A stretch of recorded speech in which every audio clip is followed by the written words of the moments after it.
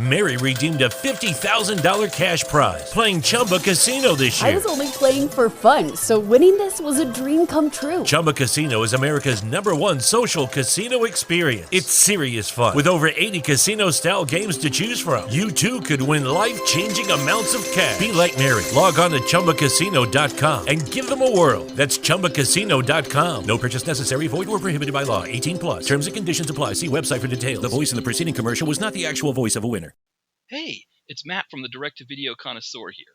Thanks again for listening to the DTVC podcast.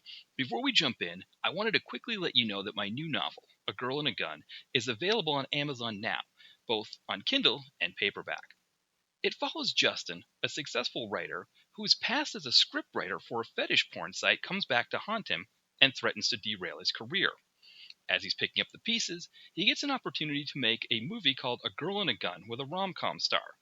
Justin may have bitten off more than he can chew, though, because she's notoriously difficult to work with. If you're interested, you can find the link on our webpage, along with the link to my first novel, Chad in Accounting. If you have any questions, please reach out, and I thank you for the support. Now, on to the podcast.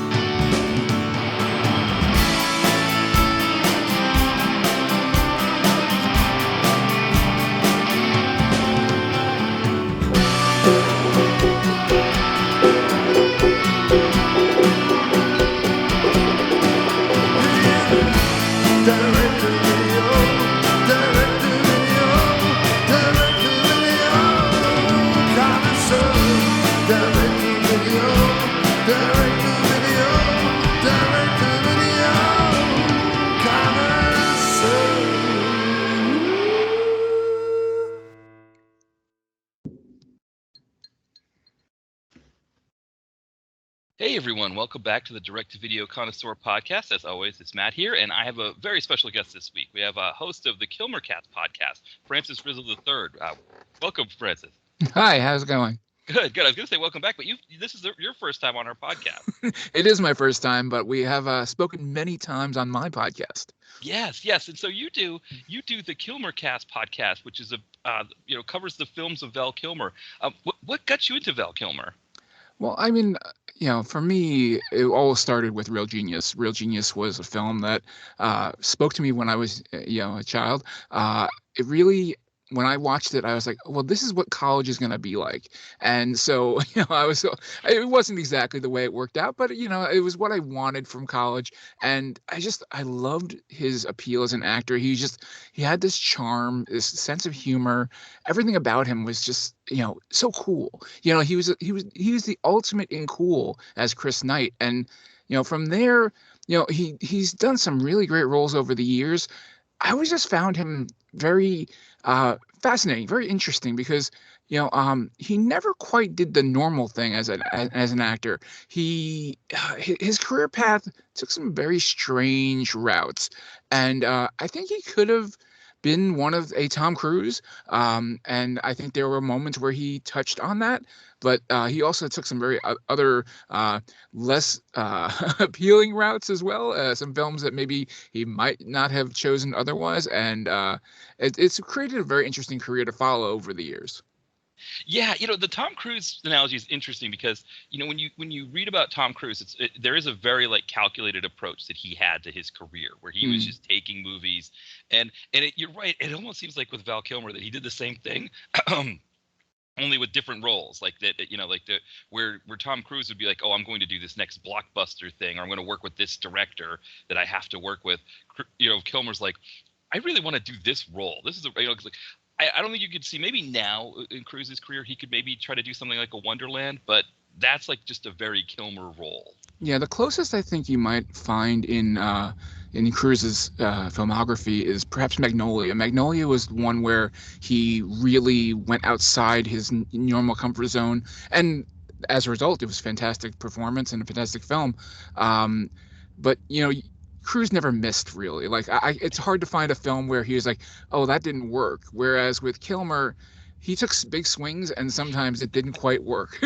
Right. Yeah, that is the big thing I noticed. Yeah, because it is interesting with Cruise. Like when you look at his filmography, it's like every big director, like every one that you know of, he's worked with them once. So it's Scorsese or Coppola, Spielberg.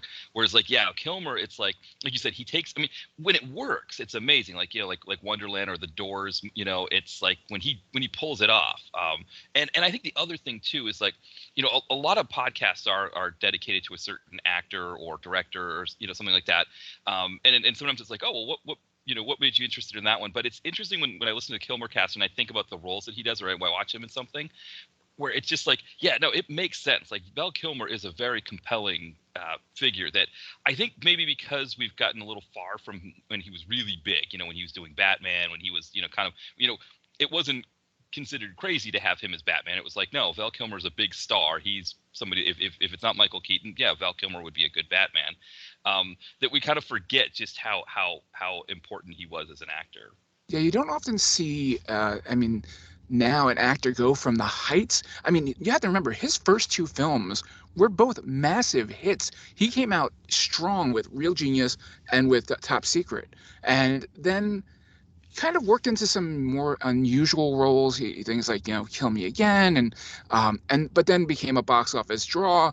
Then, like you said, Batman. Like Batman is as big as it gets, and then his career took a different direction. And you know, you don't often see somebody take those ebbs and flows that have happened inside of Val Kilmer's career, and then now you have this late career renaissance and what's interesting, it's not because of performance, but because of who he is. Because then you have Val, the documentary, where people went, oh, we forgot we like him because we saw his story as a whole in that film, and people went, oh yeah, Val Kilmer is a guy we really enjoyed watching and we want to catch up with again. Yeah, and there is almost like a sense of people wanting things from the past again too. I've noticed. I mean, just looking at kind of like the film industry now, where it's like, it was just Marvel blockbusters, and now it seems like coming out of the. I'm not saying we're coming out of the pandemic, but it seems like now that we can go to the movies again, we're seeing things like a romantic comedy with J-Lo and Owen Wilson, or we're seeing like a military-based, like family drama with Channing Tatum and a dog, and the kind of movies that were staples in the theater a long time ago that kind of have gone away. And it feels very like traditional films we hadn't seen in a while. Yeah, and I mean, yes, Hollywood they're still playing it safe. Like it's not like they're giving us new actors and actresses for these roles. They're just going with old mainstays. But it does feel like in that vein, like Kilmer's one that as people are starting to kind of go back to things and and I think also too with like a new Batman movie coming out, people sometimes forget that he was one of the Batman. Batman, is that what we say, or Batmans? I don't. One of the Batman, yes. I mean, and the sad thing is, and unfortunately, as a fan of Val Kilmer, is that you see a lot of this nostalgia, and they're bringing back things that he was involved in. Willow is coming back on Disney Plus with a new series. Top Gun is coming back with a new movie this year, we think, maybe. Hopefully. And I know that he is in Top Gun 2, but he's not, as far as I'm aware, involved at all in Willow, which is the new Willow series. And I think, unfortunately, due to his poor health, I don't think he can be very involved in these things. I'm really curious to see what he did in Top Gun, because I know he's in it. I don't know how much he was involved. And I know that Tom Cruise said he had to be a part of that movie in order for it to be made. So I'm really, really want to see it. And I've been dying to see this movie now for almost 2 years now. Unfortunately, I don't think he's able to take advantage of this groundswell of nostalgia for the works that he's done in the past.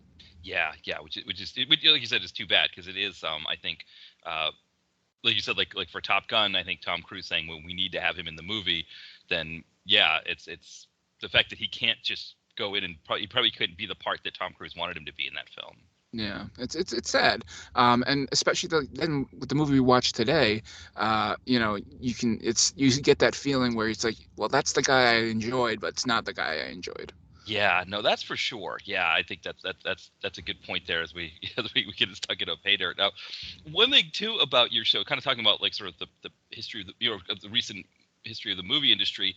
One aspect that you do that I really like is the Kilmer in context, where you kind of look at when the film came out and then what songs, movies, and TV shows were popular at that time.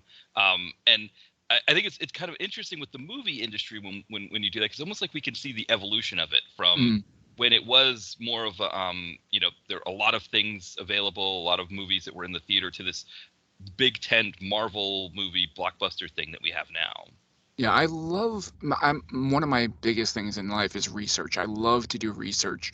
All throughout my life, it's just I started in journalism, and the idea of finding information is very exciting to me. I love to find something new, and so each time we look at a movie on the KilmerKast, and I'm like, well, now I get to go back in time and dig into a time. It was a little, I have to say, it was a little more exciting when they were older films, when I was younger, because I had less of a firsthand experience with the time frame around those films. And so I would find a film and I'd be like, that was in the top 10. And I said, wow, I've never even heard of this movie. Yeah. And it was one of the top 10 films in America.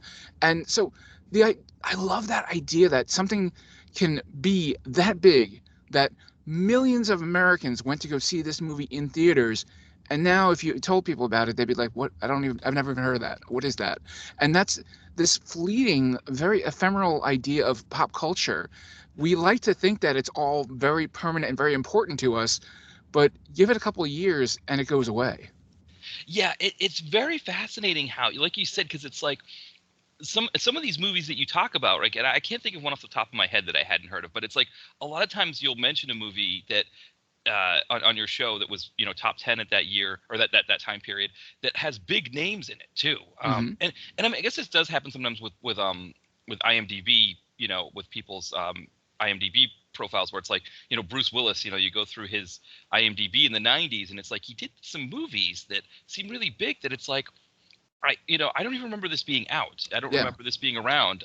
But yeah, there he is in that movie. I mean, we think of him now as doing these direct-to-video movies a lot, but it's always interesting to see that these films that were big at a time when we were alive, and we would have seen the commercials for them presumably, or something like that, but don't know of them. And I think it's going to get even worse. This feeling of forgetfulness, because I see, and I believe it's true, that streaming content is even more forgettable than what was in theaters, because you don't have that buildup of seeing trailers and seeing commercials and seeing posters. Streaming films show up one day on your stream, and then you forget about them because you watched them and you binged it and it's over, and the next week it's gone. And so you're going to have movies like Red Notice. I think that was, honestly, I'm saying that not as a joke. I think it was called Red Notice, that Ryan Reynolds movie that I don't think anybody even thinks about. And it was, if you had put that in theaters, it would have probably been a blockbuster, but because it was on Netflix, I think it was Netflix, again, it just came and went. Yeah, because a lot of times, especially with Netflix, it's like the Netflix approach to these movies is to generate this huge amount of like Twitter, social media buzz, get it so it's like this thing that everybody thinks they should be in on, and then within weeks, it seems like with a lot of these too, it seems. I mean, remember Bird Box was this huge. Was that what it's called? Bird Box? Yeah. The blind lady movie. Yes. Right. Yes. It's like there was the whole thing, and there were memes generated, and I mean, I think there has been some like reporting done where they think that a lot of this social media buzz is generated within Netflix itself, and then it sort of just seems organic. But you're right. It's almost like it just goes away. I remember a lot of these movies when they were blockbusters in like the late 90s, early 2000s. Like, for example, TNT used to play them every weekend with their new classics that they had. And they existed, but also it seemed like, everybody who had DVD collections would have a few of these kinds of movies, like U.S. Marshals or something like that. Like that's a movie that today, like a U.S. Marshals, that, most people probably don't remember it anyway, but when you say U.S. Marshals, like, oh yeah, that's the sequel to The Fugitive. Okay, yeah, I know what you're talking about. And like you said, everybody knew The Fugitive because it was big. But nowadays, yeah, a U.S. Marshals would be a direct-to-video stream that, like you said, people would be like, oh, I didn't know that was out, and forget about it later. And it'd probably be on U.S. Marshals 3 or 4 at this point, because we'd get a bunch of those direct-to-video releases afterwards, and I wonder, because you obviously, you being the DTV guy, will this streaming revolution kill the franchise the way we know it. Because think about movies like The Marine, right? Like Yeah. how many editions of The Marine are there? 6? Right. Right. Yeah, I think so. That doesn't happen on streaming. Right. Well, because the idea is that a lot of times what happens with these franchises that going to go from, from like the main, from the big screen to the direct to video realm, is that there are scripts that are given to these direct to video studios like Lionsgate or whoever, and they look at them and say, oh, what if we repackage this as the Marine 4 or something like that? And they think like, okay, if we attach it to that name, then people were more likely to stream it. Kind of the same way that, like, the movie we're going to talk about, where it's like, oh, I see Val Kilmer on the cover, let me stream it and see what happens. And so it's almost like they just they get a hold of the franchise, and then they just take whatever they can and sort of morph it into the next film. Like the Sniper franchise is another one that just has tons of movies out, and I think that's what happens. Is a lot of times if you see like multiple writing credits, I think that's part of what it is. It's like somebody submits the script and they say, oh, turn this into that, and they do that. Yeah, I don't know if when you have those, I don't see those big numbers anymore on streaming. You don't see the franchise numbers grow and grow. They come up with new names, or they just use the same name and just put a new subtitle on it, like To All the Boys 4, wherever we're up to on Netflix. Yes, exactly. Yeah, and I mean that's part of it too. I mean the Netflix thing is really interesting, I think, because I think when Netflix gets a movie, so it's like, okay, we're the ones releasing the movie, they have complete control over it. So it's like, I mean, I think like finally The Irishman is getting a Criterion release. But it was like before that, it was up to Netflix if they wanted to. And I don't know if they were releasing the other film that Scorsese did with them. I can't think of the name. It was Rolling Thunder Review, the one that's like this mock. I have not seen any physical release of that yet. Yeah, and so if you're a Scorsese collector, to not have a physical copy, but also Netflix determines what they want to do with the movie. Like there was a Dolph Lundgren movie called Larceny that they had the releasing rights to for a long time, and I was reviewing it for my site, and I think what happened was I think they'd gotten rid of it after I'd done fortunately I'd gotten the images, but they'd gotten rid of it, and there was a period of time between when they got rid of it and then it was picked up by Tubi in those places that it wasn't available anywhere. This is like a Dolph Lundgren movie from the mid 2010s that you couldn't find anywhere because they're not going to put it on DVD, No. Netflix, unless they want to. I mean, they do with some movies, but and I think that's the other problem with streaming, whether it's Netflix or Amazon or any of these ones, is that they completely have control over the entire element, which I guess is an issue too now. We think with Disney having all the rights to the Fox films, that they like to vault movies, they like to prevent they're probably going to start filtering movies to their streaming services, and you can't find them anywhere either. Yeah, and I believe they're also taking them out of second-run theaters, so you can't even watch them in festivals and stuff like that, which is a real bummer because you want to see some of these films, these classic films, on a big screen, and you just can't do it anymore. Yeah, I'm trying to think. I think it's Say Anything is one that a lot of indie theaters will like to play, like if it's like the 30th anniversary or something like that. And again, for the indie theater, when they play a movie like Say Anything, it gets people in there who normally wouldn't go to the indie theater, and then they start going to see things like I don't know, like there's the new Macbeth that's out now that one of the Coen brothers did or something like that. But they're more likely to go in there and see that because they see the trailers and they're like, oh, maybe I'll check that out. And what Disney wants is they want to completely remove that industry altogether because they want the big theater industry that they can have control over, where they can say, okay, we've got a Marvel movie, a Star Wars movie, a Pixar movie, and a Disney regular movie, and we can jam up 12 of the 14 theaters with those. And so now Warner Brothers puts out a DC movie, they don't have a lot of screens left to work with, and so we can kind of just crush them completely. But what it does is it does hurt for us because that indie theater experience is that it's fun, but it's also fun to be able to say, like, my friends and I saw the first Star Trek movie in the theater, or we saw Lawrence of Arabia in the theater. And that was a situation where some releasing company was working with the big theaters to put those in there. But from a big theater standpoint, they don't want Lawrence of Arabia in their theater because, I think barely a third of the theater that we were in was full. And it was like way off in like kind of the deep nether reaches of the theater. Like we weren't anywhere near where the good ones were, and it was like the way it was designed, like it had the emergency exit was on like the right hand side to the right of the theater, and of course the emergency exit has to be lit up so you can see it to leave. So it's like we're watching the movie with this big right? Of like bright light right next to it, So, that's the kind of thing that like an indie theater would know how to show a movie like that. And so, yeah, it is kind of too bad that we have almost like these two forces where we've got Disney on the one hand, who now they have their own streaming service, but then Netflix on the other, and yeah, it seems like that's who's getting squeezed out. Yeah, all the guys who want to watch a movie who just want to watch a good movie and like and not just watch every blockbuster that comes through. Want to watch an old classic film.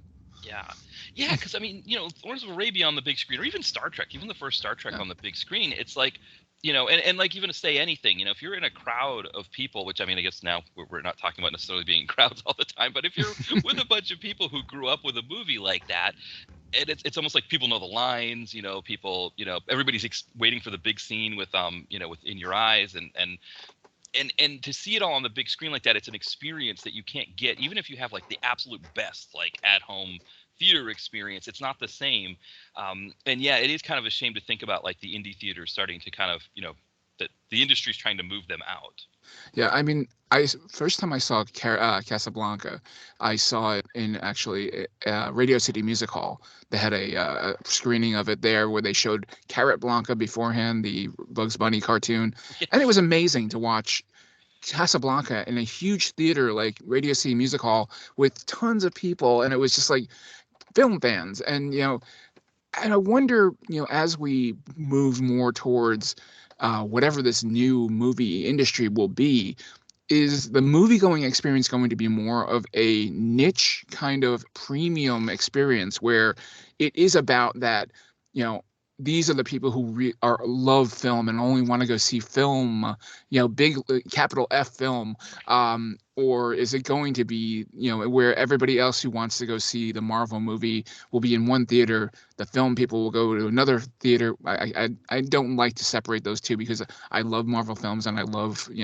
films. But it's clear that there's two different groups here because you can't. Unfortunately, they can't coexist. It's a truth. If only thing we get is Marvel films, and we can't have, cinema. I'm sorry. It's just the money will not be there to spend, and the audience will not be there to go see it. We need to have a mix, and unfortunately, those two don't seem to go together well. But maybe that's where we're headed, is where one half of the theater will be your blockbusters, the other half will be your cinephiles, and never the twain shall meet. And between the two of them, they'll keep things going. Yeah, well, and I mean, I think there's that thing too where Disney has so many franchises now where they are. I mean, their goal ultimately is to choke out their competitors. They want to make it so, if there's a DC Wonder Woman movie that comes out or Batman or something, that it doesn't get as many screens. But yeah, that's the if from the movie theater's standpoint, if they have a choice between Casablanca and the new Batman or whatever it is, or Fast and Furious, I guess, is another franchise. It's not Disney. They're going to choose that one. Yeah. Casablanca's not selling any toys. Right. It's not selling any toys, right? And how many, like you said, the cinephiles are the ones who are going to go. And I think too, maybe from the, when we saw Lawrence of Arabia, because it wasn't like kind of the indie theater in downtown, it was kind of here in South Philly, and it was, it was the big IMAX theater that had, big screens and stuff like that. People, you had to drive to get there. I mean, there is a bus that gets there, but it's not like the indie theaters that are like right near the subway, or in neighborhoods where the people live that are more likely to watch them, I guess. Whereas this is kind of out away from houses.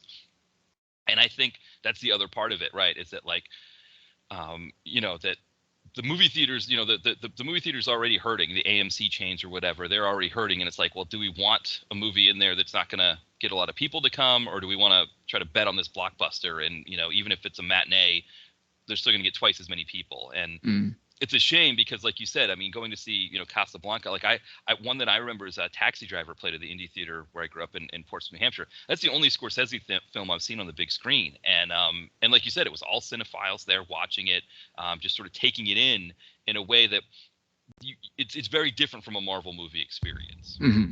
Yeah, it's an involved experience. It's not so much of a passive, it's people who want to be a part of the experience. And I don't think, I mean, again, I hate to talk down to people who enjoy Marvel movies because I enjoy them myself. And like I say all this as I think about the fact that tomorrow I'm likely to buy a ticket to Jackass Forever.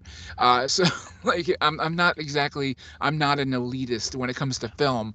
I just, I don't appreciate the idea of, like you said, them choking out film in order for commerce to succeed.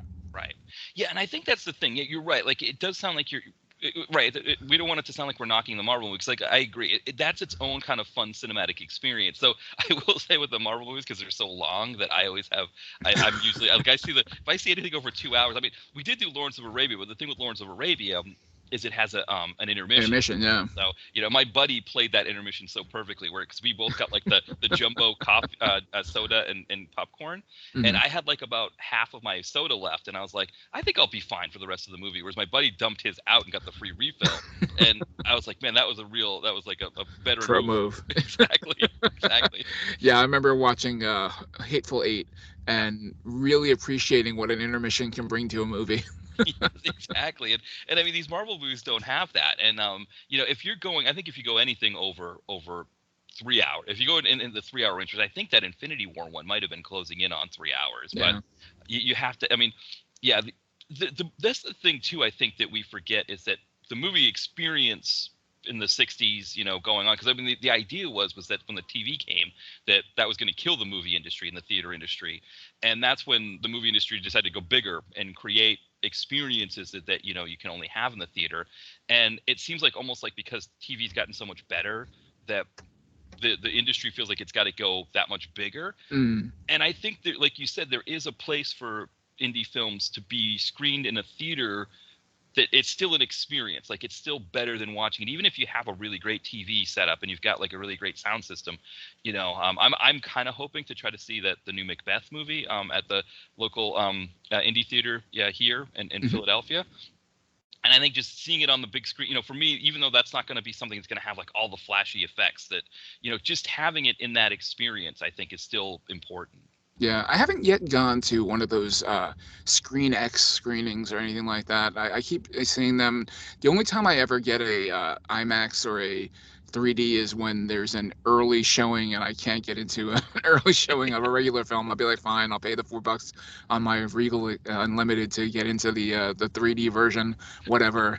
I'm curious how the feeling of those giant screens is on those Screen X's, although I haven't yet to been influenced enough by a film to say, yes, I'm going to pay to go see it. Right. Yeah. No. Yeah. That's good in your case that, yeah, you've got the Regal Pass. Like, so for me, because I haven't been to a film. Actually, the last time I saw a film was, I believe it was 2019. Late 2019 was the 40th anniversary of Star Trek, the first Star Trek. And so, so it's been a few years for me. And I was looking at films. I was thinking about when that new Fast and Furious movie came out last year. When kind of the first round of vaccinations came out, and I was fully vaxxed, and it seemed like everything was good. I thought about it, and then I was like, I didn't have the energy to go. But now I'm thinking about pushing myself. Now I'm like looking at the indie theater, and I'm like, oh, that Macbeth looks pretty good. Yeah, it does. Yeah, and that's why tomorrow I've been dying to go see this Jackass movie, and I'm like, if it was on streaming, I wouldn't go see it, but I gotta go see it. So. Yeah, and that's an interesting thing you mentioned about sort of the experience in making movies a little bit more permanent, because I do remember the first Jackass movie. My friend and I saw that in a theater, and there was kind of, I think seeing a movie in the theater, there's a whole sort of event process with it that you go out with, if you go with friends or even if you go by yourself, but there's sort of like going to the cafe or the diner or something after and talking about it. And there's like a whole thing associated with it that I think streaming doesn't always have. Absolutely. I mean, it's funny. I was thinking about this because I love to go see Broadway, and my daughter wanted to go see this show called Six, which is a story about Henry VIII and his wives. And so we were looking at tickets for it, and tickets for Broadway are unbelievably expensive. I mean, it's ridiculous. And the show, we're talking like $300-something a piece for these tickets. And there's 3 of us, so it's going to cost us a good chunk to go to see this play. And so we're looking it up, and I see that Six runs 80 minutes long. And I'm like, 80 minutes? I'm not paying almost $1,000 to watch an 80-minute musical. When I can go to the movies for about $15 and watch a 3-hour show, and like, and I'm like, I mean, and I understand the value of live theater. I get it costs money to put these on. People have to be paid, and there's all the music and everything like that. But I was like, 80 minutes. That is way too short. I mean, most Broadway shows are about 3 hours long. So Right. 80 minutes was ridiculously short. And so then I was thinking about it. So because we don't live in the city, Yep. so I would be taking a train for about an hour into the city, then getting to the theater, and then watching the show. We would actually be traveling longer than we would be watching the show. And so the funny thing is, though, when I think about movies, and then I look at the app, and I'm like, oh, this movie's 3 hours. Do I really want to go over there for 3 hours and sit through it? It's like the complete opposite. I'm like, like, you know, like if I had to make the effort to get there, I want it to be worth it. But at the same time, I don't want it to be more time than I really want to spend with these characters or this storyline. So like when I see like today, Paydirt, Right. about an hour and a half, I'm like, perfect. No Right. story really needs to be more than 90 minutes. You know, only a story like Endgame, or where you're building 10 years of story into one thing, Right. then maybe you have to stretch it out a bit, but most things can be done much quicker. Yeah, I always say that, like, with comic books, especially, growing up reading a lot of these stories that some of these were based off. It's like there's no comic book movie, it feels like anyway, that can't be told in 90 minutes, or at least 2 hours. Yeah, I definitely agree with you there. And I think there is almost like sense too, like for me, I guess getting a little bit older now in my 40s, that it's like the thought of sitting in the theater for that long does kind of like, but it's funny because I'm kind of getting like that too, because we have so we live right near the sports complex here in Philadelphia, and like sometimes like I'll look on StubHub and see like there's a Sixers game that's like has $8 tickets on a Tuesday night, but then it's like even only living one subway stop away, I'm like, man, I just got done work. And then I work from home too, so it's not like I'm commuting. But it's like, man, it's 6 o'clock at night. Just got done work. Do I really want to go sit until like 10 o'clock for a basketball game? But then I watch it on TV and I'm like, oh, I should have gone. This was a really good one, And so, yeah, and I think it's kind of like that too with movies, where you're like, you see all these really great ones and they all look really good, but then I think that's one of the things with getting people in the theater now is that there is almost a sense of like, it's easier to watch it from home. And like you said, like with Broadway, I think part of with Broadway's appeal is that it is Broadway, and they've got so many people that go into the city like from far away that are probably just like, this is my only chance to see a Broadway play. I'll plunk down the cash for it. But you're right, like for yourself, and like even for me, like if I was going to go up to New York, it would be like it's like almost 2 hours for me to get up there by train. I'd be like, oh, $1,000, we can't afford that, or 600. My wife and I'd be 600. But I think that's what it is. I think they probably get a huge market there for people that are like, coming in from Des Moines or wherever, that are like, let's just put it on the card. Yeah, we'll throw it on the card. We'll pay it off later. We'll always be able to say we took in a Broadway show. Yeah, I've started to really make that that return on investment calculation in my head when I look at time, and I'm like, do I really want to spend this much time? Especially, and like this is what sucks about going to the movies, is that it's not the time of the movie. Right. It's the trailers, it's the previews, it's everything. I would love it if I could walk in the theater, sit down, movie starts, and then I leave when it's over. But it takes much longer than that, and that's where I'm like, I can't argue that streaming isn't great, because I turn on streaming, and then when it's done, I'm done. I don't have to worry about all these ads, all this trailer stuff, and I mean, I get it. The money has to be made, but it doesn't make my experience better. Yeah. Well, that, and also too, you don't have to block off the full amount of time. I mean, I started because I was looking at Macbeth online and saw that there was one from 2015 that I didn't know about, that Michael Fassbender and Marion Cotillard did, and I started it last night and started to fall asleep, and it's like, well, just hit the stop button and come back to it. And you can't do that when you're in the theater. It's like you paid for this time period. It's like if you fall asleep, you're out. Like that's it. You've lost it. So I have to admit, that's where that Regal Unlimited pass is awesome, because I went to see Green Knight.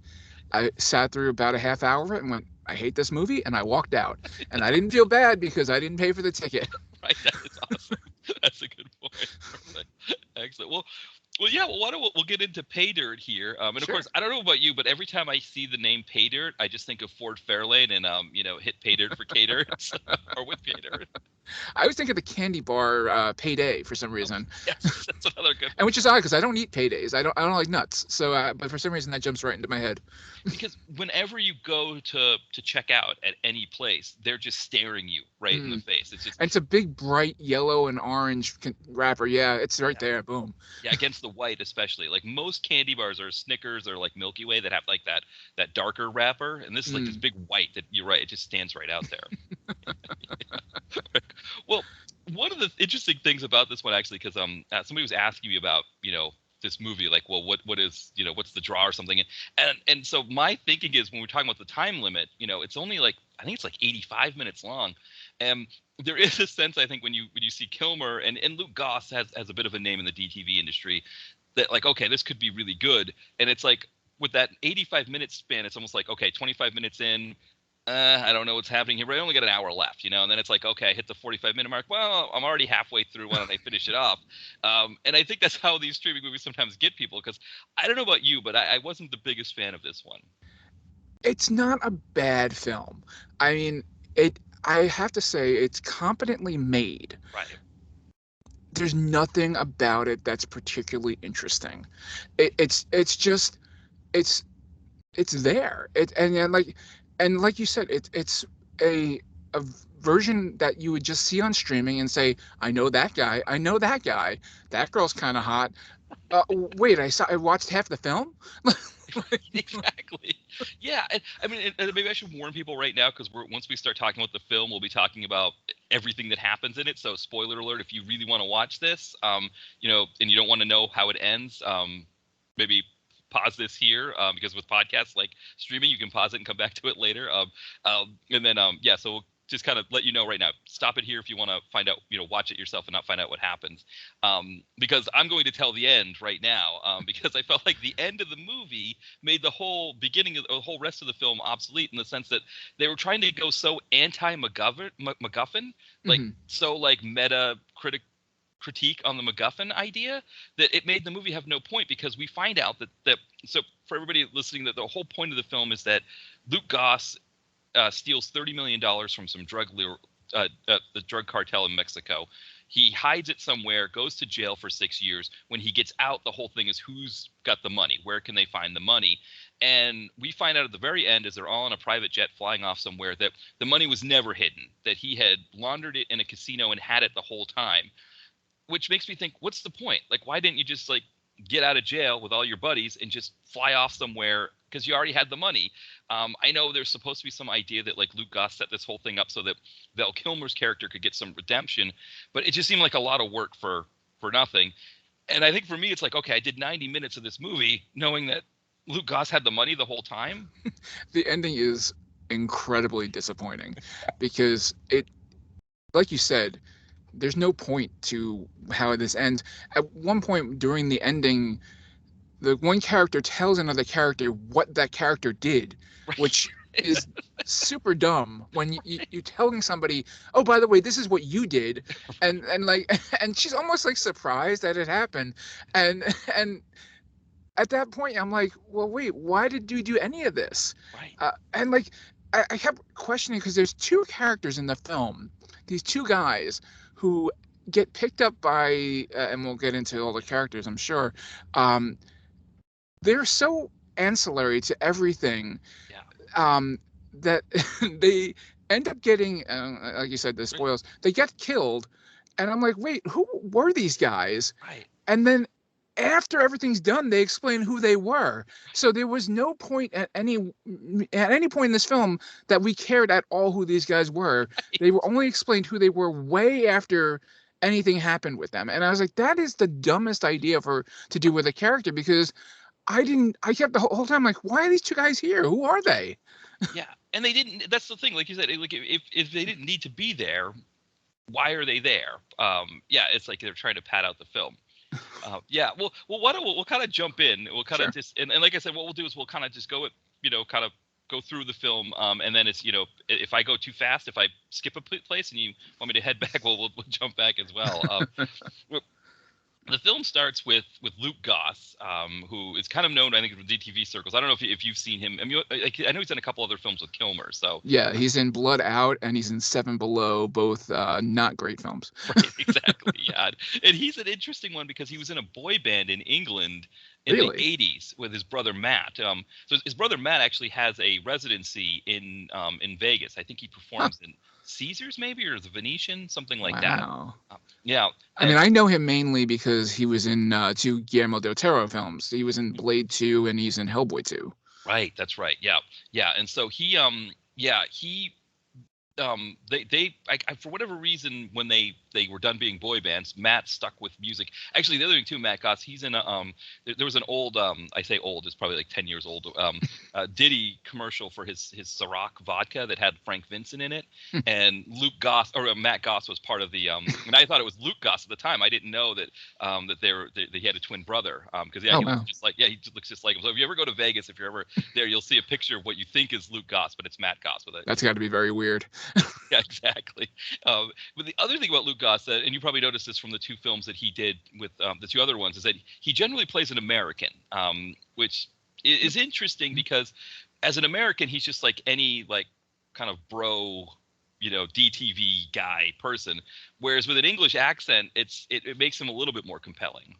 Yeah, he and especially in this film where they label him as the Brit. The Brit. Like I mean, definitely not burying the lead on this one. He is, they're playing him right up to the hilt that he is a British guy, and you're right. It does give him that Jason Statham-esque kind of like air of cool, and like you're right. If he did not have his British accent slash persona, this movie would have had a lot less going for it, I think. Exactly, because I mean that's kind of the thing is that yeah, it's right. It just would have been because everybody else in the film that's around him, other than Val Kilmer, at least for me, is pretty much every other person that's in these kinds of movies. Mhm. Yeah, I mean, and that's what I actually enjoyed at the beginning because one of my favorite kinds of films are the team of individual films. Yeah, As a G.I. Joe fan as a child, that's a big thing to me. You get a bunch of people with individual skills. So then you have any kind of heist film. Any heist film is right up my alley because you're gathering together people who have special skills and putting them together to work together as a team. And that's what this film is. It's a heist film, essentially. And I kind of enjoyed the idea where each person had their little code name. It was the Brit and the Babe and the Badass and the Brains and the Brawn. I appreciate that they were all B's and then they went to the Don, which right. I was like, come on, like that they could have tried a little harder and find some B word for him. But like. The boss, right? The boss. Perfect. Right, yeah. See, there you go. The boss. I mean, why didn't they do that? That was it was right there. Uh, um, you know, they had all these on-screen titles that as they introduced them. I was like, this movie feels really cool. I'm like, it has a lot of good energy to it right off the bat as we introduce everybody. And like, I even like the fact that like when they introduced the Babe, who originally when she comes on screen in her bikini and everything, I was like, wait, is that Mercedes Kilmer? Because I had never seen Mercedes Kilmer before, and I was like, it's a little weird to have Mercedes Kilmer like that. No, that's not Mercedes Kilmer. It's something different. They introduced her, and then they introduced who I thought was her guy, her dude was beating up a boxing bag, and we find out that's actually her girlfriend, who's the badass. I was like, this movie's trying some different things, and I was like, I'm in for it. I'm here, and so the movie really sold me right off the bat with all these really cool, stylish introductions. I wish it had followed through and everything once we actually got into the story. Yeah, because that's what happens, right? Is that we get this big buildup that there's a drug bust that happens that it turns out is not. So Val Kilmer's like a small town sheriff, I guess, in the Coachella Valley, and I guess that's not merely a small town sheriff, but I guess it's like a county sheriff in Coachella Valley, and he schedules this huge drug bust where they take in Luke Goss, and it turns out it's only just a small amount of marijuana, and some of the guys, some of the cartel guys are killed in the process. Luke Goss gets 5 years for this because at that time marijuana was illegal, so he's going to jail. But Val Kilmer's character as the sheriff is like kind of disgraced and pushed out because he put all these resources into what is essentially a small time drug bust, which I don't know how much I believe that. It seems like at least for me, maybe just because I grew up in the 90s where it was like, LAPD with battering rams breaking down crack houses like on national TV, that Mhm. even like a small drug bust would be considered a big deal. And that cartel guys dying, like there just would not be a lot of, I mean, I guess again, maybe I'm just being jaded, but it just feels like the way that the national media would put something like that out there.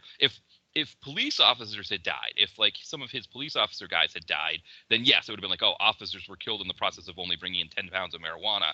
Yeah. But I don't know, it did seem like a lot for him to get disgraced over that.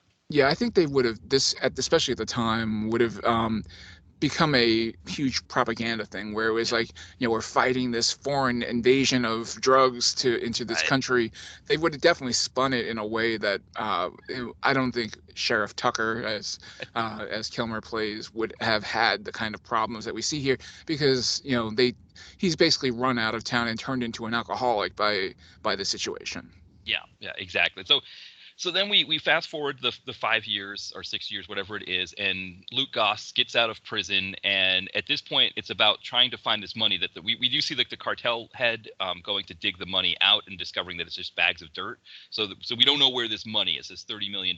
But now Luke Goss is assembling his crew. So we've got, like you said, we've got the Babe, we've got the badass, I think, Yep. the Brawn and the Brains, who we find out he's not necessarily as smart as we think, or turns out maybe he is a little smarter. But at the same time, Val Kilmer, who we find out is he's an alcoholic, he's at this bar. He wants revenge on Luke Goss because he feels like Luke Goss made him look bad because Luke Goss somehow got in his mind, I think, or maybe that's that he got the drop and figured out like, okay, they're coming to make this bust, so I'm going to get rid of all the drugs and make it look like it's a very small scale thing.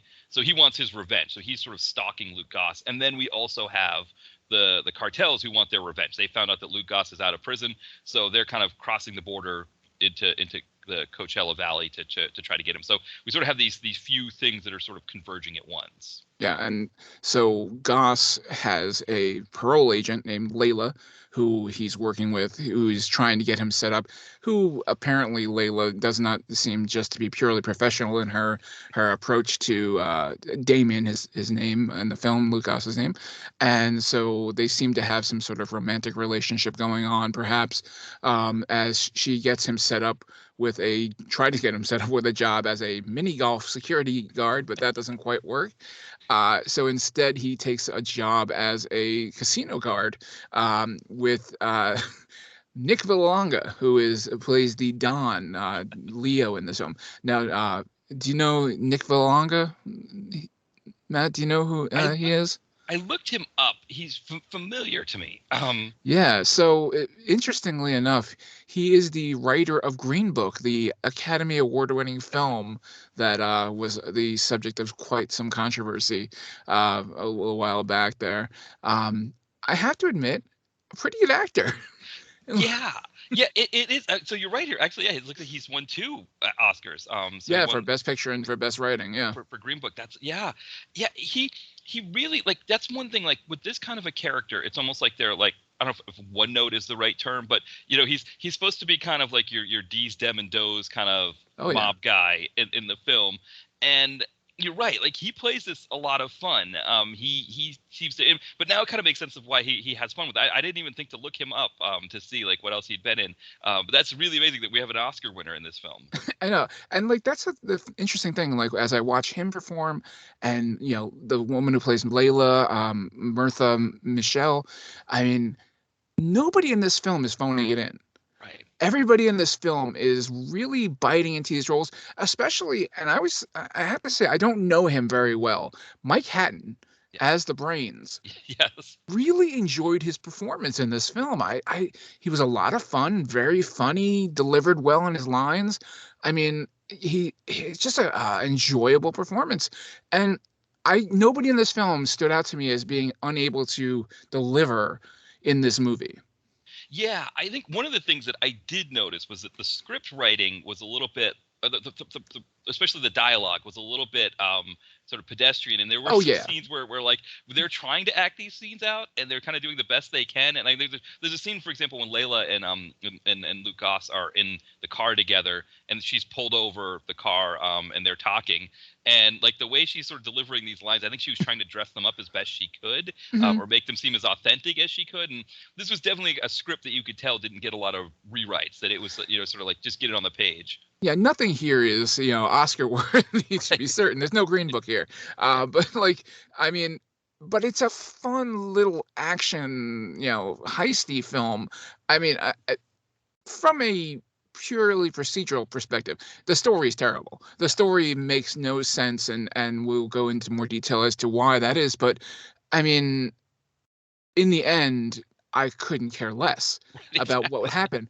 But I never was bored while watching it. No, that's a really great point, because I think that you're right. Like these characters are compelling in a way. So yeah, so what we get is the characters sort of come together. The gang, the Braun gets them together by, because he hears from the Brit, from Luke Goss, that it's time to go get this money back. So they get together, they meet up, and Luke Goss goes over the plan. And the plan is, I'm hoping I understand this correctly, is that You're better than I am, because at one point I wrote down in my notes, "What is the plan?" Right, exactly. Because it seems like, so when they gave us the plan, it didn't really make a lot of sense when they were giving it to us, but when it was working, when it was coming together, it seemed to make a little bit more sense. And that is that we have the Brain and the Bronze.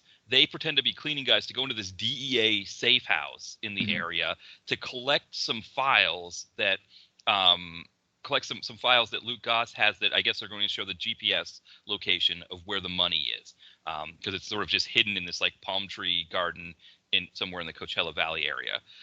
And then the Babe and the Badass are going to a bar where these two crooked DEA agents hang out, and they're supposed to capture them because I guess they also have information on. Now, did we know that at any point? Because I never caught on to that.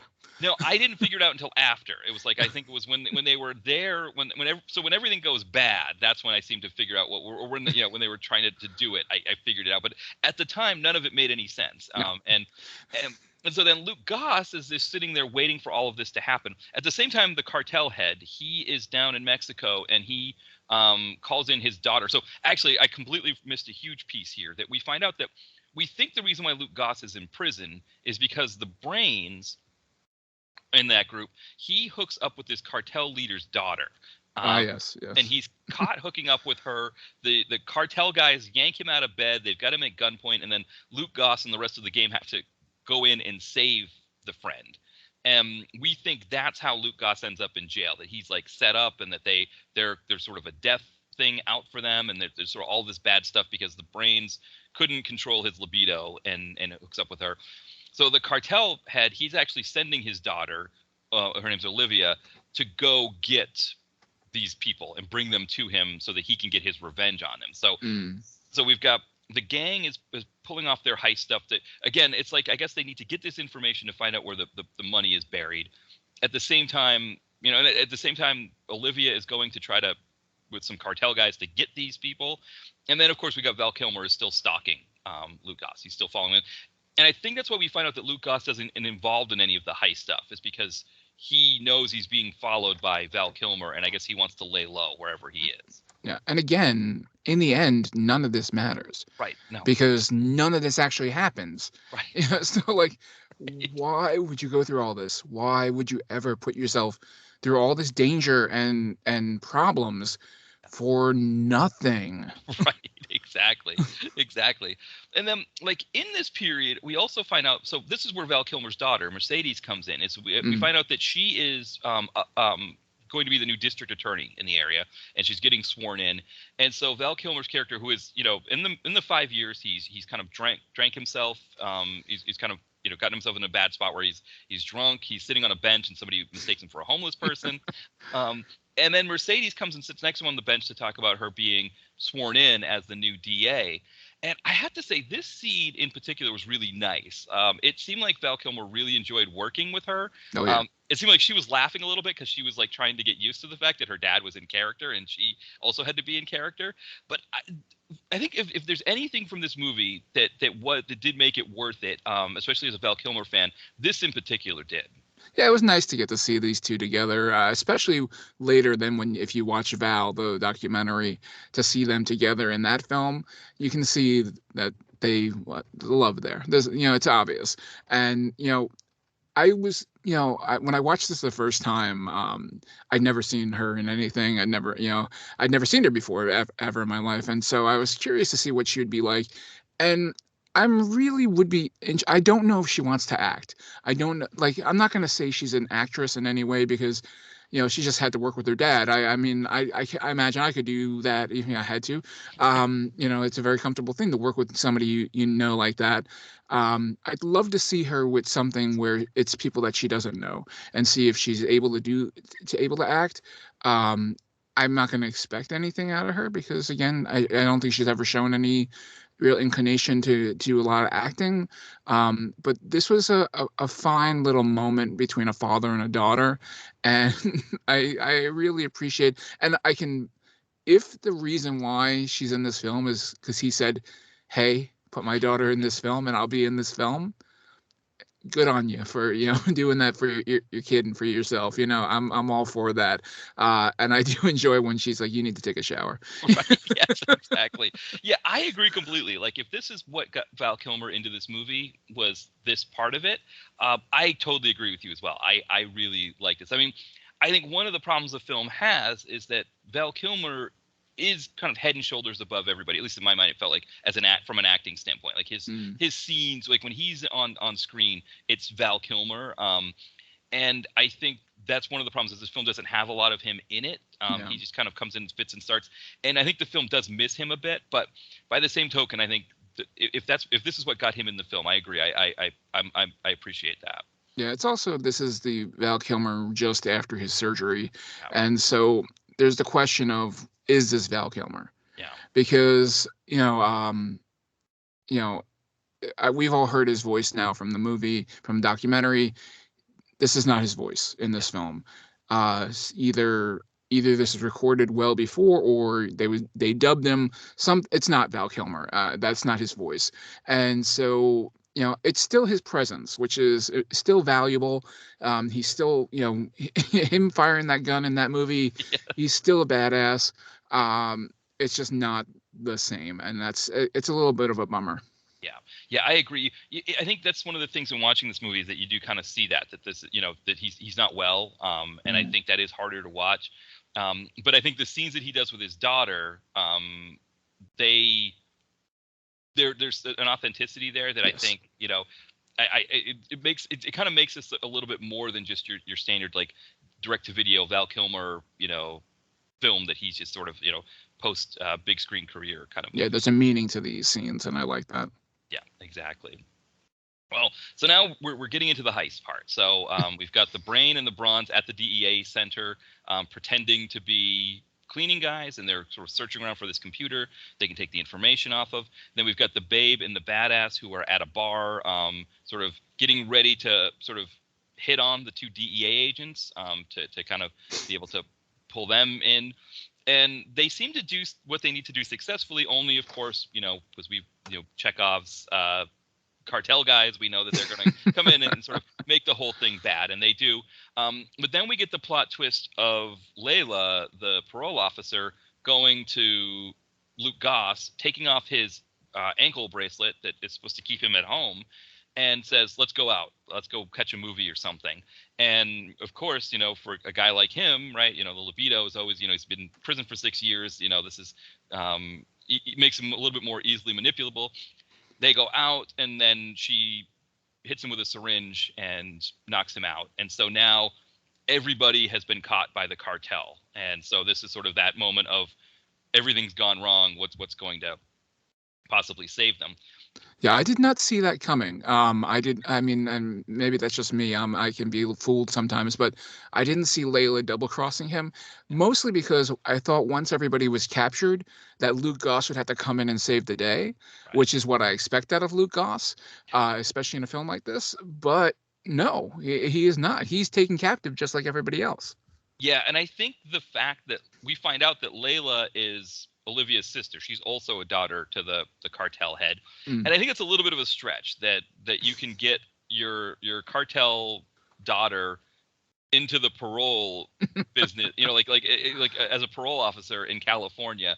It feels like a bit of a stretch that you can just embed, and that's one of the things that these movies do, I think, a lot, is that like the idea that these cartels, because they have so much money or whatever, can just do whatever they want. And I think it would have been because they needed her to be the sister. I guess that was the thing. That was part of the plot, but it would have been more believable that she gets bribed to do this.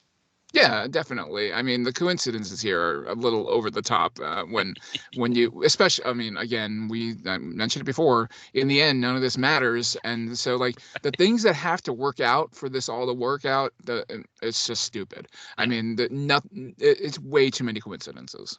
Yeah, it's essentially like a Rube Goldberg device. Oh, is yeah. That the term I want to? Yeah, that like of a movie that like it's like because all of this crazy stuff happens for like just pouring a coffee into a mug or something like that. Yeah, I mean, and the thing is, even if you didn't activate the machine, the coffee would still make it into the mug. Exactly, that's the thing, right? The coffee's already in the mug, essentially, right? Exactly, yeah.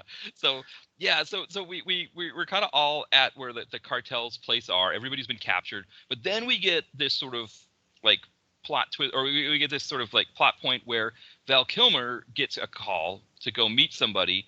It's the Don at the casino, and he gives Val Kilmer coordinates to where everything's supposed to go down, with the idea being that like, hey, you can sort of take everybody out here and sort of get your revenge or whatever it is. And Val Kilmer, of course, is suspect, but he's like, okay, I'll go do it. So Luke Goss tells the cartel people, we've all got to go to this location if we're going to. I know where the drugs are, but we've all got to go there. And so, okay, they get a huge, wagon train caravan or whatever, and they just go all out there. And then Luke Goss convinces them, when they're all out there in this like palm tree farm, I guess, in the Coachella Valley, he convinces them that, well, you've got to untie me and my crew so we can dig, because you don't want to be doing the digging. Okay, we'll do that too. And then, okay, yeah, okay, explain to me what was happening here with this computer, because they have a computer that they have to put information into, right. But I don't understand what the point was when they're digging. They know where they're digging. Right. So Luke Goss, I guess his character is telling them that they need the computer to find the GPS coordinates, that they're somehow buried, like put in this computer. But we find out after, I guess, that what the brains was doing with this computer was it, because I guess they had a tablet that they needed to, like the cartels had a tablet or something, and somehow he like unencrypted their information, so like it had all the cartel information somehow, which doesn't make a lot of sense either, because it's like they're just going to keep all this information on an encrypted tablet that they just carry with them everywhere, like. So well, the cartel's IT team there, and right, exactly. They don't have cloud backups. Right, exactly. So, yeah, and so then of course Val Kilmer is there, and again, like you said, we have these ancillary DEA agents who like come in, and for whatever reason, like they have their mouths taped. Nobody else does, which again is a plot convenience theater piece, because we find out that if they weren't, they'd be able to tell everybody like that this whole thing's a scam or something. I don't know what they'd be able to tell them, but I thought maybe their mouths were taped so they wouldn't speak and have to get lines for the SAG. Right, so that's probably the other part. Well, no, because they already did talk, right? Remember, they did talk earlier. Oh, that's right? true. Yes, Yeah, I hit your wife. Right, exactly. Right, exactly. So they had some really great lines earlier, because that would make sense actually when you think about it with a movie like this.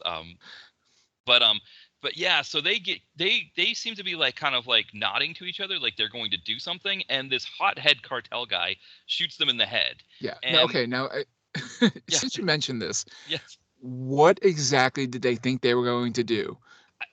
I don't know. There are like 8 guys with guns standing around them. Their hands are tied. Their mouths are bound. They're right. on their knees. What were they gonna do at any moment at any of this to do anything? Yeah, well, so I thought, because they were nodding to each other, I thought they were in on like the thing with Luke Goss and his crew. But then they get shot in the head and they're killed, and it turns out and then we find out after that, of course, no, they had nothing to do with their crew. No. We don't even know why they were being brought there, I guess, because they had been evil with the cartel. I guess they'd killed some trafficked women and done some other really heinous things that we, but again, like you said, it's like a kind of thing where it's like, we don't know why they're there. And then when they explain why they're there at the end, it's almost like, well, why were they there to begin with? Like they had no reason to be there at all.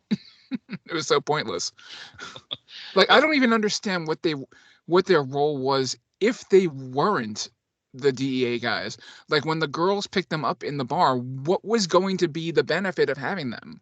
Right. Well, it sounds like at the very end, the benefit was that Luke Goss thought that they needed some kind of comeuppance, and so I guess maybe he was going to kill them if that cartel guy hadn't killed them, or that Val Kilmer would have killed them when he was, shooting everybody with his AR-15.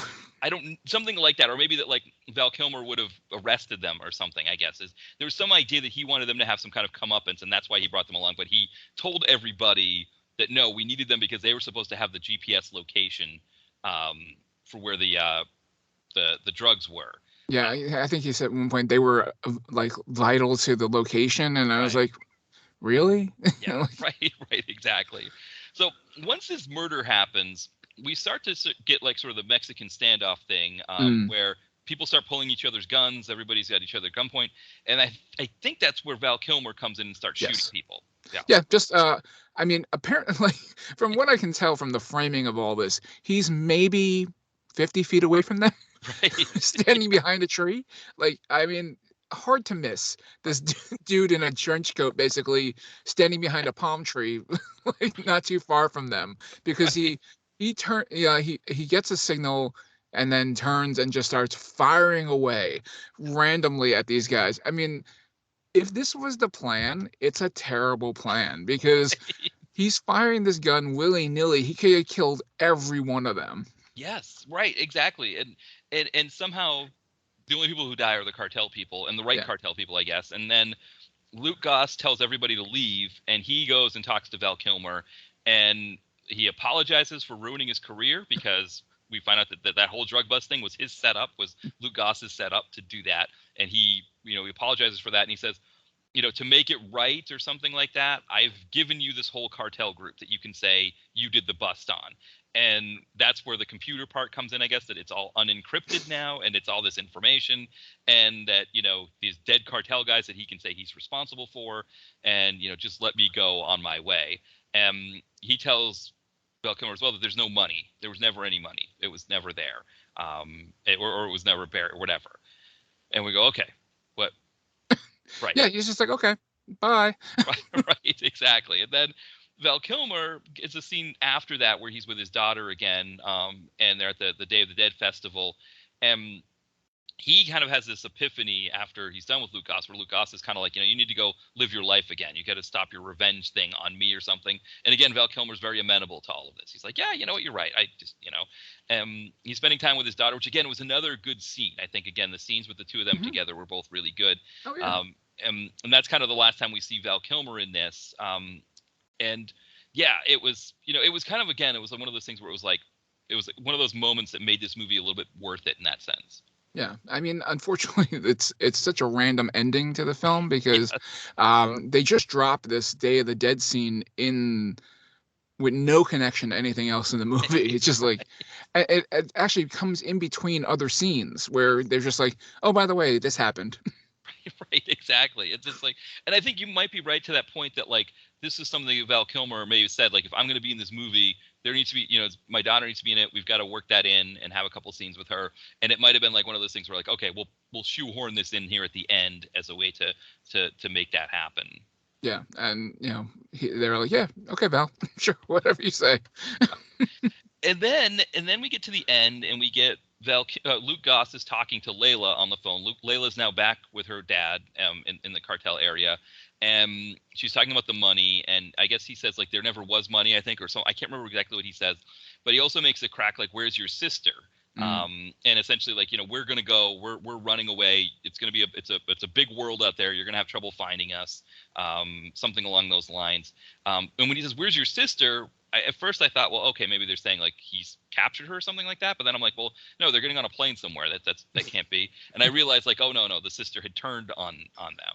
Yeah, she's on the plane with the brains because in the end it was his love for her and their passion for each other that turned her away from the cartel, and it set it all in motion, and now set it all at the end where they're off and running with their money. Because now, as we're on this plane, this private plane of the Dawn, we get the how did it happen scene, which is important for any heist film. Any heist film has to show you how did the heist get completed, Right. if it makes sense. Yes, right. And here, what's interesting is that we find out that there's sort of this meta commentary on the MacGuffin in a film that actually makes the whole film obsolete in the process. No. So we find out that there was the whole him hooking up with Olivia, or the woman. It was set up to be done on purpose. Even though they were in love, they cared about each other. It was done on purpose to distract the cartel head from them stealing his money. That he was going to be so concerned about this affront that was done to him, that one of these guys had hooked up with his daughter, that he wasn't going to notice them stealing the money. At the same time, the Don had guys in the trucking industry, which just sort of, hey, I guess it's whatever you need from the Don at this point of the film. Whatever we need him to be able to have done, he could do.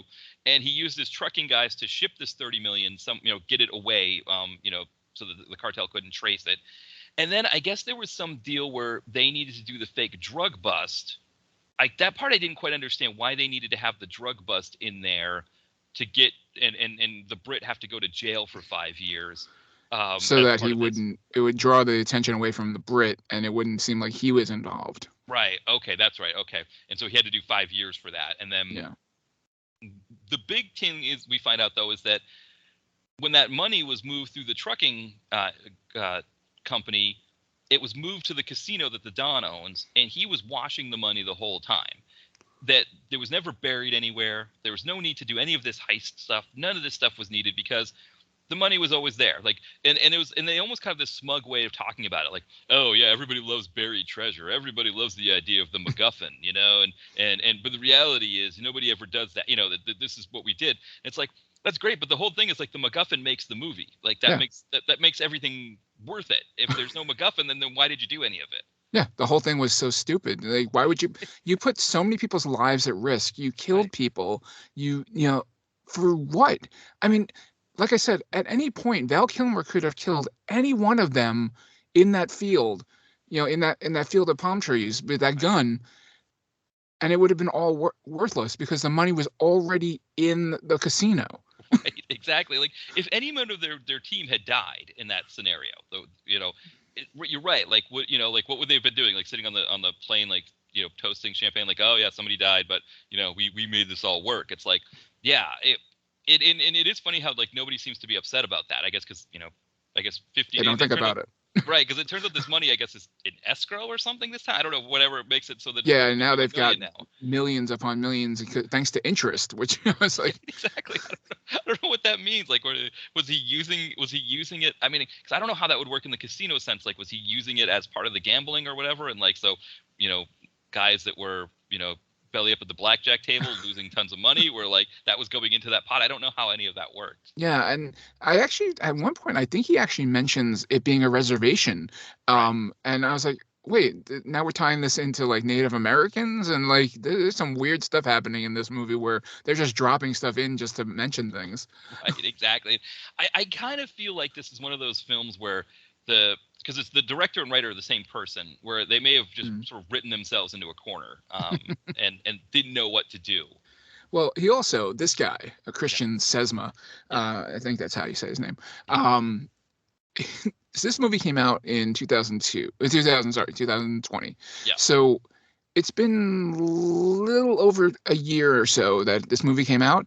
He's already got 7 movies completed. Right, yes. So he's not taking his time with these things.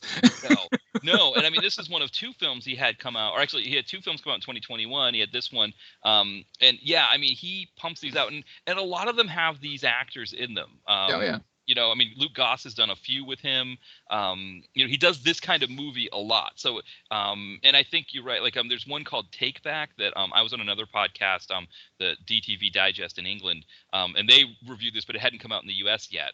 Take Back, and that's one that he did. Which again, it's 99 minutes. They're all about that same amount of time. They have similar actors. I mean, this one has Michael Jai White, James Russo, Vicky Ward. Same cruise. Yeah. But there's Paul Sloan, and there's Nick Belonga actually is in there as well. Yeah, I think Mike Hatton is in several of these as well. Yeah, exactly. So, and I think maybe that might explain too why the cast seem to be doing a great job and enjoying themselves, is that they've worked with this guy for so much that they're just like, yeah, let's do this fun heist movie. I mean, he probably sold it to them like, this is like, Ocean's 11, Oh, yeah. our version of Ocean's 11. We're going to do this. And they, and there's a lot of stuff that happens. There's sort of a lot of asides in the movie that I think, again, because the movie is so focused on these asides, like, because they thought they were funny, like the babe is an influencer, and it's like part of it is the joke about her being an influencer and trying to sell some product in a bikini, and the other part of it is Luke Goss having been in prison and not knowing what an influencer is, and it's like all, there was a lot of that, like kind of like almost like Tarantino Pulp Fiction, like trying to be cute kind of stuff. Yeah, I remember this one scene where Layla he asks if he has cable, and she says, "You've got a fire stick," and he's like, "What's a fire stick?" And she's like, "You'll figure it out." And I was like, "Would he?" Yeah, Like, no. if you've never seen a fire stick, you would have no idea what to do with this thing. No, I mean, considering that, like, for years, like, I was helping my parents, hook up the VCR, which, to be honest, I kind of feel like I feel like I remember my mom showing me how to hook up the VCR, and then suddenly they stopped knowing how to do it, so that I feel like they just pawned They that gave job up. off on me. Right, exactly. But it's still that idea. Like, a lot of people, have, boomer parents or older, that don't know how to use technology that they have to help them out with. And it isn't like they just figure these things out. Like, somebody has to say, like, you need to put this fire stick into the USB portion, or the HDMI portion. Yeah, you're right. Like, it's not just like a thing that you just figure out. um, yeah, and I mean, I think there were some areas of this where, like, I think to some extent, like, they were so focused on getting these funny parts in that they didn't, like, flesh out things that I think needed more fleshing out, like the DEA agents, those kinds of things. It did have some detriment to the plot in the sense that, like, I mean, I don't know about you, but it was like when you get to the end and they're on the plane, you got to put your goggles on, for eye safety because of the loose ends flying together, and it's like, everything's like kind of, get a helmet on too, because it was a little bit scary there. Yeah, I definitely was. Yeah, at the end, just something like, well, that was pointless. That was really like, you wasted my time. I mean, not that, again, like, I'll say it, I was never bored while watching this movie. The whole time I was pretty entertained, but at the end I was just like, what was the point of all that? And Right. there's no story. There's no meaning to all of this. And that's, if I'm going to spend an hour and a half with something, I'd like it to mean something in the end. Right. Well, that's the thing, right? Is that if you get to the end of a movie and you say, "What's the point?" That's not good. That's No. a bad thing. I mean, and I don't remember the last time I've seen a movie where, and I mean, this happens a lot with direct-to-video movies, but not to this extent, where it's almost like, again, this whole criticism on the MacGuffin concept.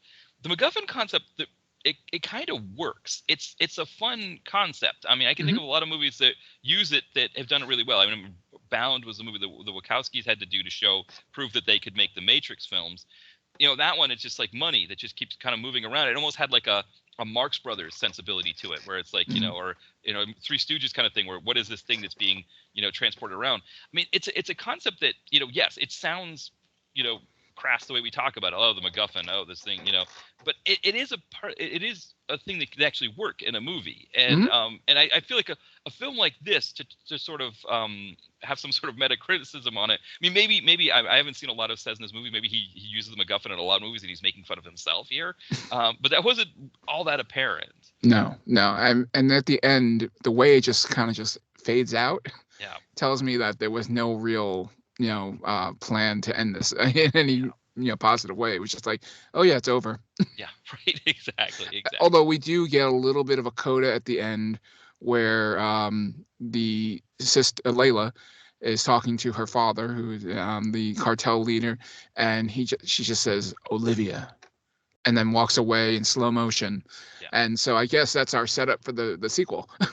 Yeah, which maybe they want to do a sequel. Maybe they feel like they want to bring this group back and do something else with them. But the problem with the sequel is that going to have a point? Is that going to have any meaning to it? I mean, I guess you could, say you've got Layla seeking revenge, but I mean, for what?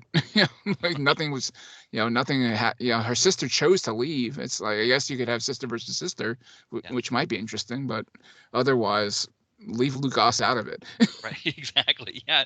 And I mean, I wonder, like, so this is maybe, the cynical part of me that looks at a movie like this and says, okay, I'm scrolling through Tubi.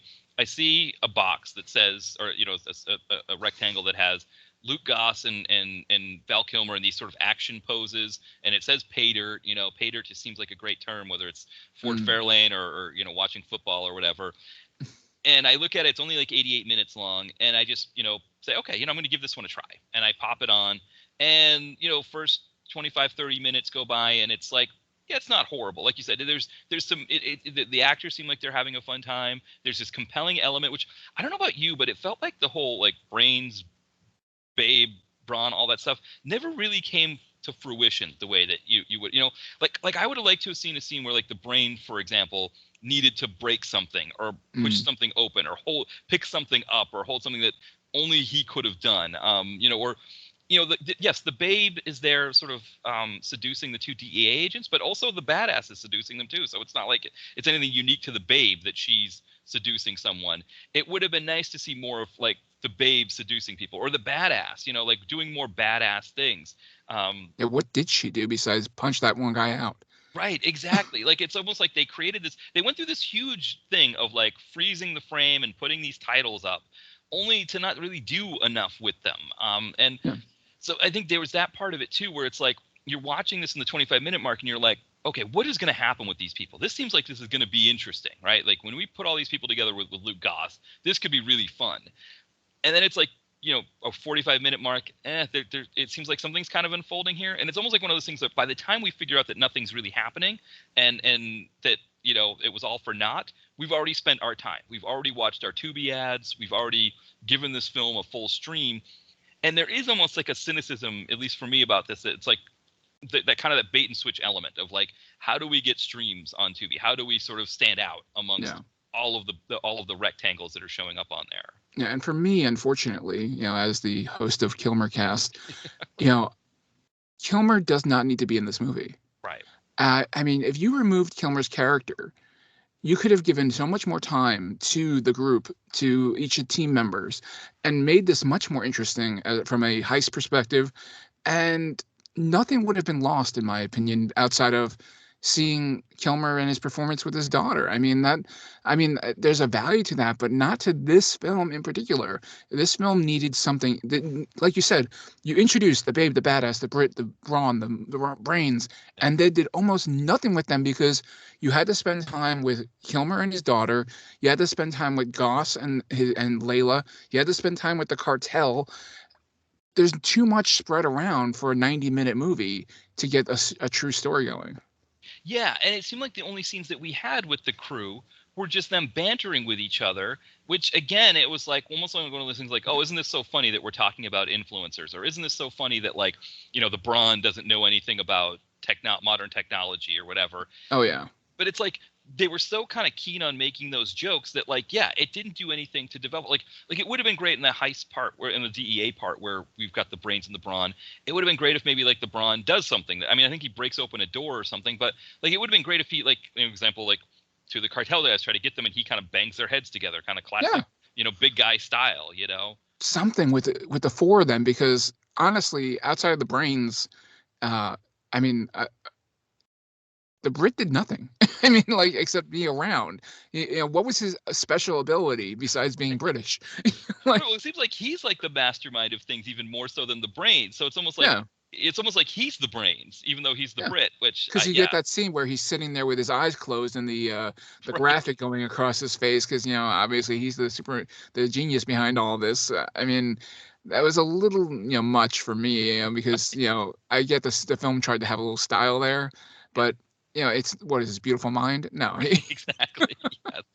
That's the thing too, because this is a movie that Cessna wrote and directed, and because a lot of times with these direct-to-video movies, sometimes they'll pull in a director, and for he or she, like, the mindset is like, man, I've got to make this rough direct-to-video action movie with Steven Seagal or whoever. Let me get some really nice shots. Let me work with my cinematographer and get like something that just looks really nice or something like that. Whereas, like, I don't know if maybe here it was maybe more indulgent in this case, where it's like he's written and directed this himself, so he's going to do this.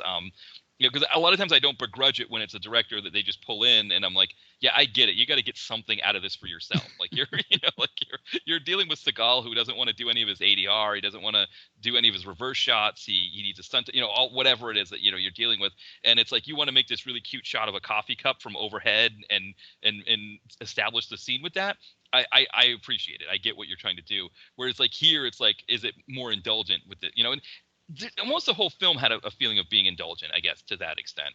Yeah, he definitely laid on the style in this film, and I thought it was going to work, from the beginning, and unfortunately, they didn't deliver on it in the end. Yeah, yeah. So unfortunately, I think that's the thing. I think for Kilmer fans, I don't know if you feel like it. Maybe maybe we put timestamps on the scenes that he has with his daughter, or maybe you sort of fast forward it and look for him sitting on a bench. That's what if you see Kilmer sitting on a bench, that's going to be a scene with his daughter, and maybe that's something that would be worth it for Kilmer fans. But I mean, it's not that this movie, like you said, it's not that it's horrible. It's the fact that it the end of it essentially makes the whole thing pointless, and I think that does sort of make it feel like, what did I spend my 90 minutes doing? And with all the streaming options out there, that's a really hard thing to sell to people. Yeah, I definitely agree. That's 100% the feeling I had about this film, is that it's entertaining, it's well made. It's just in the end, it's meaningless, and that's not what I want out of a movie. Yeah. Well, let's wrap this up here. Francis, do you have anything you wanted to plug while we're... Well, I will be bringing back KilmerKast. Right now, we're on a little bit of hiatus because after the holidays, I got a little ill, and unfortunately, just put me off my schedule. But I'm looking to get back on the schedule and get the final, I think it's 7 or 8 episodes of KilmerKast in the can, so we'll get that done. But all the other episodes, including your host Matt, are in there to listen to. Some really great episodes, some fun films to check out. So KilmerKast on Twitter and all over the place on your podcast dial. Yeah, I think people really should check it out because it is a really fun show. It's a combination of to discussing the movie itself, but also the Kilmer in context part. I think is really. I think having listened to the episodes, multiple episodes, it's been really cool to kind of see almost like the evolution of the film, movie, or film, TV, and music industries. Where it's like, oh, we're talking about 2000 this week, 2009, and seeing those, being like, oh yeah, I remember, that's right, that was the writer's strike. That's why there's all these reality shows on here or something like that. Yeah, we definitely get to get a bigger picture of what the modern industry has been like. Plus, we get to listen to some interesting music too, because you catch some songs that you forgot were tops of the charts. Right, exactly. Yeah, that's also another part where you're like, oh, that's right, that song was on. I remember being in the drugstore hearing that one or something like that. Right, excellent. And another thing too, I remember. So you, I know you're an Islanders fan. You had a chance to check out the new arena. I what was that like? did. Finally, I went over. We went to see a game against the Edmonton Oilers on New Year's Day, and it is fantastic. It is a beautiful building. It's just, I had some great seats, my daughter and my wife and I, and we got to see an overtime win, which was a lot of fun against Connor McDavid and the Oilers. We're going back again on February 20th to see the Canadiens against the Islanders. For some reason, I only see Canadian teams play there. I don't know why that is, but it is. I mean, I definitely recommend anybody who can go see it. It's just a beautiful building to see a game in. It's not the Nassau Coliseum. Nothing ever will be the Nassau Coliseum, but it's it's the next best thing, and it's a beautiful new building, and the food is really great. Nice, that's excellent. And the other thing too is you can get the Long Island Railroad there, right? So yes, right from you can go from Madison Square Garden right into the Elmont Station, and then walk right across to the arena, which is awesome. I mean, right now, unfortunately, they don't have the westbound train going yet, which for me would be valuable. So I have to drive there right now. But eventually, there'll be a train that I can take right to there and then right back home, which is awesome. Yeah, that was the problem for me with the Nassau Coliseum, is that I always wanted to go because I think the Nassau Coliseum, that's one of like the 3 or 4 like big ones, and really I think Madison Square Garden might be the last one standing out of those really great ones that the Spectrum here in Philly, the old Boston Garden, and the Nassau Coliseum. Like there aren't many of those left, and I wanted to check it out while they were still playing there, but there was no public transportation that went there. Yeah, it was definitely hard if you didn't drive to get to the Coliseum. You had to take a bus, which nobody nobody wants to have to take the train to the bus to the Coliseum, or you take a taxi and have to pay a ton of money for, which is also not going to work out for most people. You could still catch a minor league game there for lacrosse, but unfortunately, there's no more hockey there. Yeah, it's one of those things. I think hockey is a weird sport in the sense that like it really venerates the past a lot. And I think it's hard, especially when, as the sport has built new markets over the last 30 years or so in the kind of the Gretzky era, that like there's almost a sense of like, oh, you're in Phoenix, or oh, you're in Tampa Bay or something like that. Like, oh, like we've got these places. And but it is, but there is something about those locations that were just, I was fortunate enough to get to see a game in the old Boston Garden, and I remember, I was 9, I think it was in '87, I was 8 actually, and I remember like whenever they scored they even got close to scoring a goal, everybody would stand up so I couldn't see anything, and the whole place shook. Like it was like, and I'll always have that experience. And I think it's one of the things, I think it's good to hear, for example, that the new arena is a really great experience, because I think that's one of the things that people are always worried about when the old place goes and they put in the new one, is it going to be a nice place to see a game? Yeah, it was incredibly loud, which was the main concern when they built the new building, because the thing with the Coliseum was the roof is very low, which creates a huge sound inside that arena. I mean, I remember being at playoff games in the Coliseum where you would feel the building shaking. And because again, it was an old building, so it was shaking. It was, Right. it was possibly falling apart. And the new one, they built the ceiling extremely low as well. Everything is very compact, so you don't feel very far from the ice. And it's just a great feeling. And when they scored that overtime goal, the place exploded. I mean, it was so loud, and it's so much fun to just be with all the fans, and it was, I mean, I understand like the desire to be separated under COVID and all that, but it was so nice to just be in there masked up and enjoying it.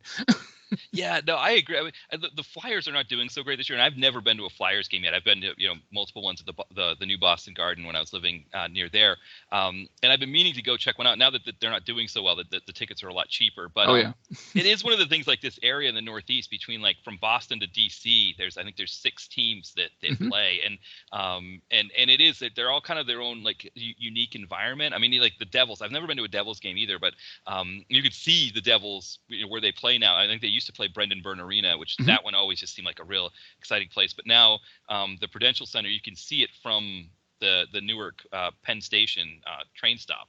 Yeah, it's a little bit of a cleaner, a little like more antiseptic building than the old one was. That's for sure. I mean, as an Islander fan, I've never had a reverence for the Garden, because it's the the Garden, and I can't stand the Rangers. So like it was funny as a kid, like they were like the world's most famous arena. I'm like, this garbage. I'm like, and I sit in and I'm like, well, wait, it's a game that's played in a rectangle and we're sitting in a circle. This doesn't make sense. Like, like you're actually kind of off center when you face the ice.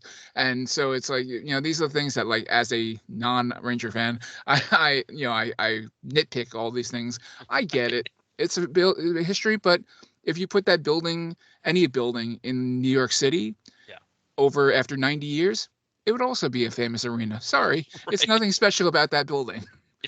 No, I get it. I've never been. I was thinking, because the Knicks are playing a day game the day after my birthday. My birthday is April 1st, and the 2nd they're playing a day game, and I was thinking I might just shoot up there and just go see. I think they're playing Cleveland, which I have a feeling that ticket's going to get more and more expensive as Cleveland's playing better. But just to have been to a game there and see one.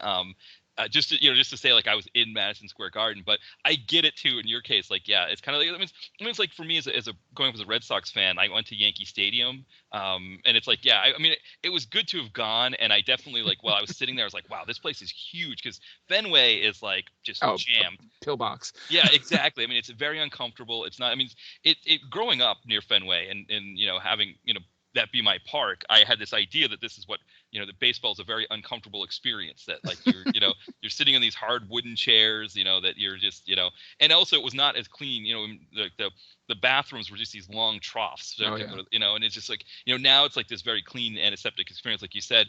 And I think it's like one of those things where everybody who's a baseball fan should just go to one game at Fenway to say you did it. But, as a park, it's like, like The new Yankee Stadium's definitely, I hate, as a Red Sox fan, I shouldn't admit it, but it's like, it's just so big and it's more comfortable and you've got Monument Park. But there's this part of me as I'm watching the game where I'm like, I'm a Red Sox fan, like this is, like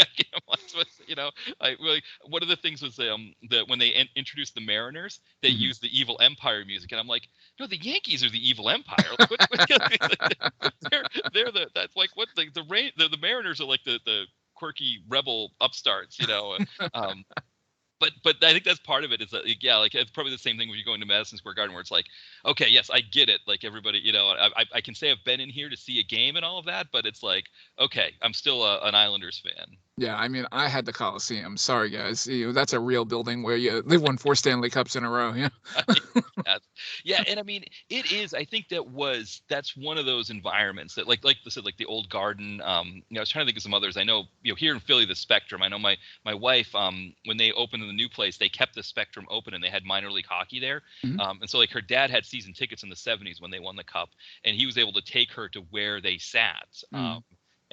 And so, yeah, those old places. It's like, yeah, you just, I think there was just something about that era of hockey in particular that, sort of like the old divisions of Adams, Patrick, and the Northeast in particular, the teams. I think that's one of the problems with hockey. I think is that it is easy to sort of be exclusionary and be like, no, this is where really, I mean, I guess Detroit you can sort of include in that, and but it's like, yeah, it's almost like these rivalries, whether it was Boston, Montreal, or like the 3 New York Metro teams, the 2 Pennsylvania teams. It's like there's something about that era of hockey.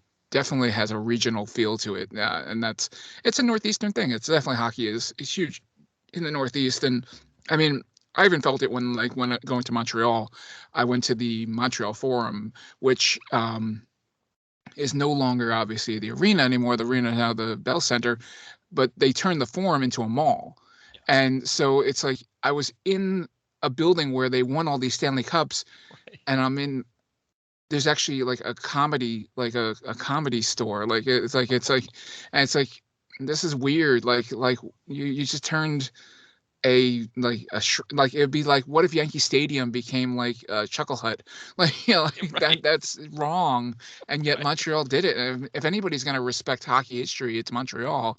And yet they're just like, yeah, we'll turn this into a mall. And it's like, no, that doesn't work for me. Right, exactly. Because you think of like the old Yankee Stadium, I think that's the parking lot, right, from where the new one is. Yeah. And at least you can say like, okay, it's, right, they didn't turn it into something like that. Because like I remember like the Whalers, watching Whalers games. That arena is still there, the XL Center.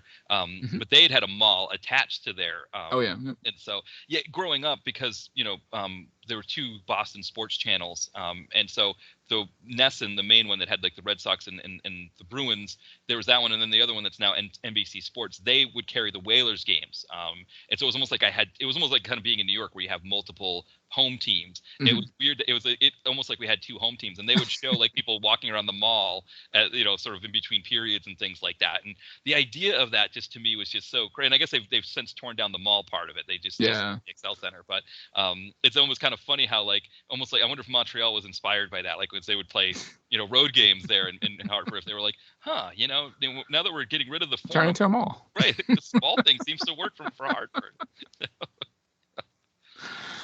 Oh, excellent. Well, Francis, it was great having you on the show here. This was a lot of fun. And absolutely. Yeah, thank you everybody for listening. We'll see maybe what we have coming up next time. If we have, I want to say this was a bad movie. It's just it's hard to say like if this was a bad movie or it was just, again, the ending I think just kind of reversed a lot of the good. I think it was a good experience, a bad movie. All right, that's a good way to say it. I think that's the perfect way to leave it. All right, excellent. Well, thank you everybody. We'll come back soon. Thank you.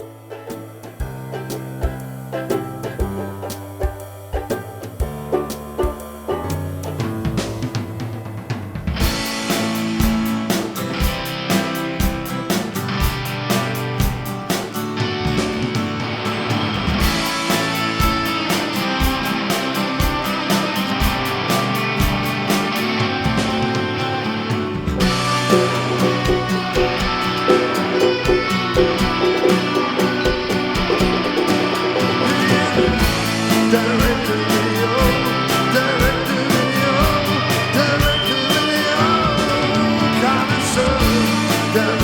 video, direct to